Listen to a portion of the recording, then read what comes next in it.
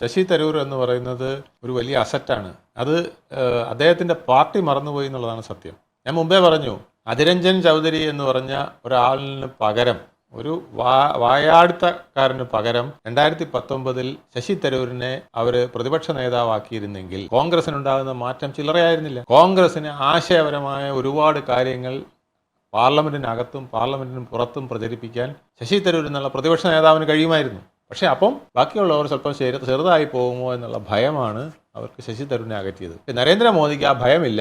ഇയാൾ എൻ്റെ കൂടെ കൂടിയാലും ഇയാൾ എന്നെക്കാൾ വലുതായി പോകില്ല എന്നൊരു ധൈര്യം അല്ലെങ്കിൽ ആത്മബലം അദ്ദേഹത്തിന് ഉണ്ടാവണം. അതുകൊണ്ട് അദ്ദേഹം പറഞ്ഞു, വന്ന് പ്രചരണം നടത്തുക. ഇപ്പോൾ നമ്മുടെ വിദേശകാര്യമന്ത്രിക്ക് തോന്നുകയാണ്, ഇയാൾ പോയി പ്രചരിപ്പിച്ചു കഴിഞ്ഞാൽ എൻ്റെ പേര് ചീത്തയാവുമോ, എനിക്ക് കിട്ടുന്ന മതിപ്പ് കുറയോ എന്ന് വിചാരിച്ചാൽ എന്താണ് പറ്റുക? ശശി തരൂരിനെ വിടാതെ ഇവിടെ പിടിച്ചു നിർത്തും. പിന്നെ ഫലം എന്താണ്?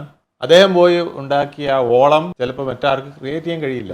നമ്മളെപ്പോഴും ഒരു രാഷ്ട്ര തലവൻ അല്ലെങ്കിൽ രാഷ്ട്രത്തിൻ്റെ നേതാവ് ചെയ്യേണ്ടത് എന്ന് പറയുന്നത്, ആ രാഷ്ട്രത്തിലെ ഏറ്റവും നല്ല വ്യക്തിത്വം ആരാണ്? സ്പോർട്സിന് പറ്റിയ ആൾ അങ്ങോട്ട്, നയതന്ത്രത്തിന് പറ്റിയ ആൾ അതിന്, പിന്നെ ആഭ്യന്തരത്തിന് പറ്റിയ ആൾ അതിന്, നമ്മുടെ സാംസ്കാരിക കാര്യങ്ങൾക്ക് പറ്റിയ ആൾ അതിന്, ഇങ്ങനെ ഓരോ മേഖലയിലേക്കും പറ്റിയവരെ തിരിച്ചുവിടുക. ഇതുപോലെ ഓരോ കാര്യങ്ങൾ നമ്മുടെ നേതൃത്വത്തിന് ചെയ്യാൻ കഴിഞ്ഞാൽ മാത്രമേ നമ്മുടെ രാഷ്ട്രം പുരോഗമിക്കുകയുള്ളൂ.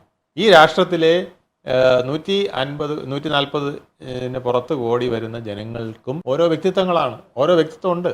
ആ വ്യക്തിത്വങ്ങളെ മുന്നോട്ട് കൊണ്ടുവരാനായിട്ട് ശ്രമിക്കുമ്പോഴാണ് രാഷ്ട്രം വലുതാകുന്നത്. ഇവിടെ നമ്മൾ തിരിച്ചാണ് ചെയ്യുന്നത്. പലപ്പോഴും ഒരു ഓഫീസർ ഉണ്ടെങ്കിൽ ആ ഓഫീസറിൻ്റെ താഴെ നിൽക്കുന്നവർക്ക് എന്ത് വ്യക്തിത്വം ഉണ്ടെങ്കിലും അതിനെ അടിച്ചമർത്താനാണ് ആ ഓഫീസർ ശ്രമിക്കുന്നത്. ഒരു സ്കൂളിൽ ഒരു ലീഡർ ഉണ്ടെങ്കിൽ ആ ലീഡറിൻ്റെ താഴെ നിൽക്കുന്ന മുഴുവൻ പേരെയും കൊച്ചാക്കാനോ അല്ലെങ്കിൽ തന്നേക്കാൾ കുറഞ്ഞവരെ കൂടെ നിർത്താനുമാണ് ഒരു ലീഡർ ശ്രമിക്കുന്നത്. ഒരു മുഖ്യമന്ത്രി ഉണ്ടെങ്കിൽ ആ മുഖ്യമന്ത്രിയുടെ താഴെ കഴിവുള്ളവരെ മാറ്റിയിട്ട് കഴിവ് കെട്ടവനെ കൊണ്ടുവച്ചിട്ട് ഞാൻ വലുതാകാനാണ് ശ്രമിക്കുന്നത്.